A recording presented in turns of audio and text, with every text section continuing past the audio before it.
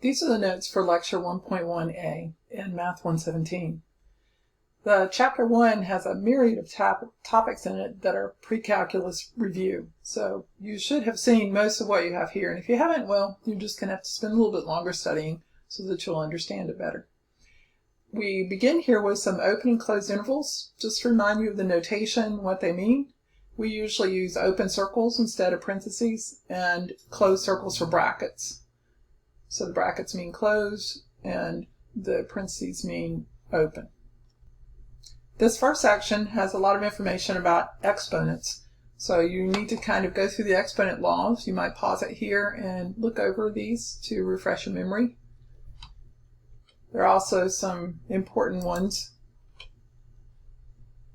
about fractional exponents. So a to the m over n is the same as writing the nth root of a to the m. So n is below, it's the root, so you can think of it that way.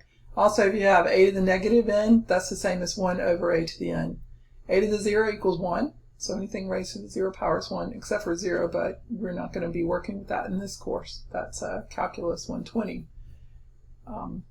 concept.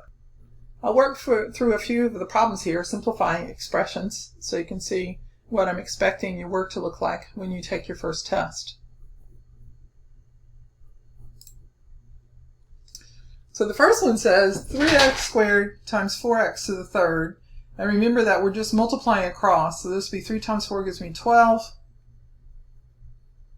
X squared times x cubed is the same as having 5 x's in all. There's 2 here and 3 more multiplying. So this is 12x to the fifth. This one can be done several different ways, but let's do the simplest thing. Notice that the bases are the same. So that means we can subtract the exponent. So 5 fourths minus 1/2, well, that's 2 fourths. So 5 fourths minus 2 fourths would be 16 to the 3 fourths.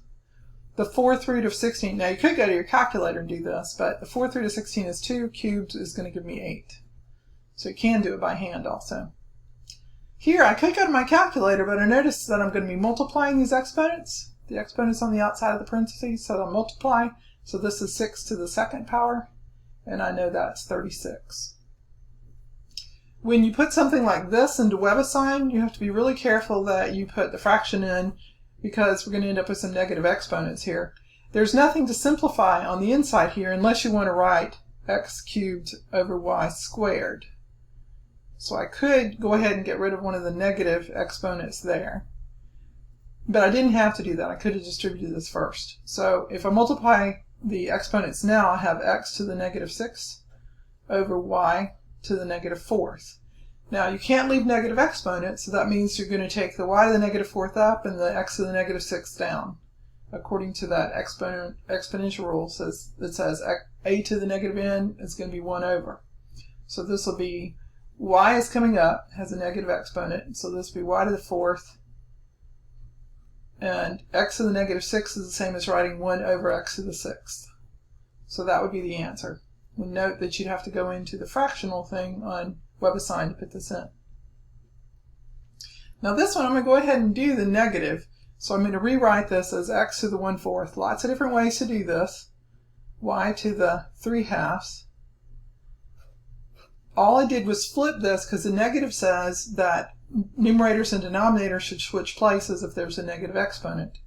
Up here, we had negatives on both of these, so they both switched. Here, we'd end up with the same kind of thing. So this will bring to the second power because I took care of that negative exponent. So this is x to the 2/4, which is 1/2. And this is y to the third. And that will be a perfectly acceptable answer. If you wanted to, you could write x to the 1/2, remember, is the same as the square root of x over y to the third. The next few problems are working with radicals, so I can see this is a 4th root of 16x to the 4th, y to the 8th, which means that each of these is going to give a 4th root. So I can rewrite this as 16 to the 1/4, x to the 4/4, y to the 8/4. So I'm basically distributing the root to all of these. They're all into the root, so the root goes under each of the powers. So I can reduce these. 16 to the 1/4, if you need to, go to your calculator. That would give me 2, because 2 to the 4th power gives me 16. this is 4 divided by 4 is 1, and I don't write a 1 here. You can, it's just not very good form. And then this would be y to the second. So that's what I'm expecting it to look like when you completely simplify. Now here, I note that the square root can't be distributed to each of these without a big mess. So I'm going to go ahead and note that they're both square roots. So I'm going to simplify by multiplying that they're both underneath, multiplying these two together. The square root of 12 times 3 gives me 36. M to the 3 and 5 are 8. And n times n is going to give me n squared. Now you might go back and review those rules about exponents if this was a little bit tricky for you. It's just a matter of remembering how these are supposed to be done, or relearning how they're supposed to be done. So this says the square root of 36, which is 6. The square root of n to the 8, we're putting 2's under each one of these now. This would be m to the 8 divided by 2 is m to the 4th, and n to the 2 divided by 2 is just n.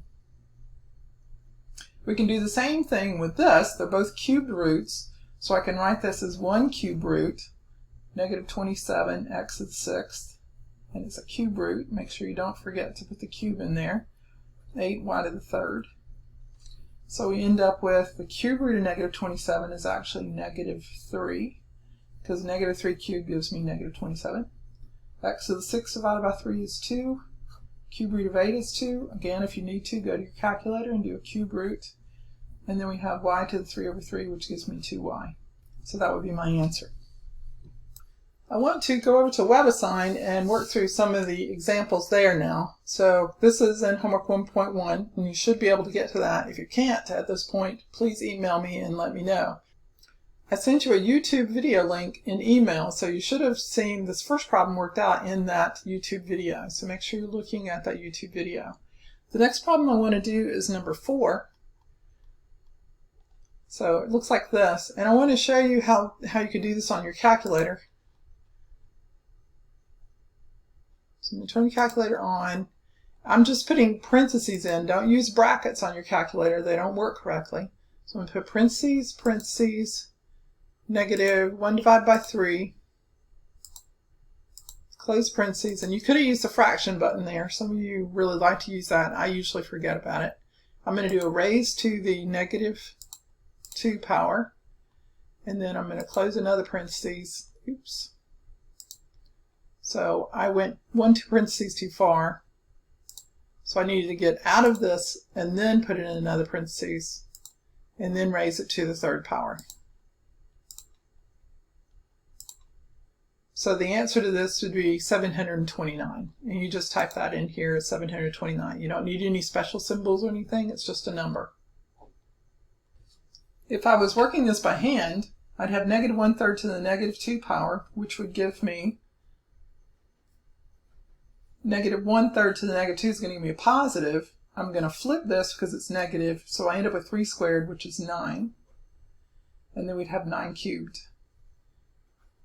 So 9 cubed should be 729. So slightly different steps if you're going to do them by hand. The next one I want to look at is number 8, and it says the 5th root of 5 to the 10th. Note that this is just 5. I mean, you could put this in, the 5th root, in your calculator, but it's a little easier than that. This is going to be 5 to the 10/5, using that power and root formula that we looked at in the notes a few minutes earlier. So this is just 5 squared, which is 25. So don't make these difficult. This is xy to the negative 5th. Number 19 is the one I'm looking at next. You will need a fraction for this one. I can see the negative exponent here. So if I distribute this, I'll end up with x to the negative 5th, y to the negative 5th. Several ways you could have done this. I might have used the negative power first, put them in the denominator. But this is going to give me 1 over x to the 5th times 1 over y to the 5th. And of course that's 1 over x to the 5th, y to the 5th. The next problem I do is number 21. X to the negative 1/4, x to the 1/5. Now this really means x to the negative 1/4 minus 1/5. Whatever that is. Now if there had been a negative exponent, it would have been minus minus, but there's not. Negative 1/4 minus 1/5. If I get, doing this completely by hand, if I get a common denominator, I'd end up with negative 5 over 20 minus 4 over 20, which gives me x to the negative 1 over 20. Negative 9 over 20. Negative 5 minus 4 gives me negative 9 over 20. And this gives me x to the 9 over 20 in the denominator. So that's 1 over x to the 9 over 20. Let's go to WebAssign and actually put this in to see what it looks like. I'm not sure exactly what they're going to expect for the answer, but I'm thinking it's going to be something like 1 divided by, and I want a root. We'll see if it'll let me put a root. This only has a square root, so I wouldn't be able to have a 20th root here. So if I hit delete, I should get rid of that. But I can do this. So this is power to power. So this should give me x to the, and I did the wrong thing first. So what you want to do first is put the x, and then you hit this button, and you put in 9 over 20. So I could put a fraction here. 9 over 20. So that kind of gives you a preview of what you should expect to see when you start putting these numbers into WebAssign. A hint for number 23 is that you'll have to FOIL here, first outer inner last, and I can give examples of that in the next video if you need them. Be careful with number 24, because note that 4 is going to be raised to the negative 1/2, and x to the negative 2 is also going to be raised to the negative 1/2. You'll have several true-false problems in this exercise set 2. 25 sounds like it's a lot, but it's really not. These are fairly straightforward, simple problems. But if you don't agree with me on that, make sure that you get in touch with me and set up a time where we can meet, or meet me during office hours this week. The sooner the better. Don't procrastinate.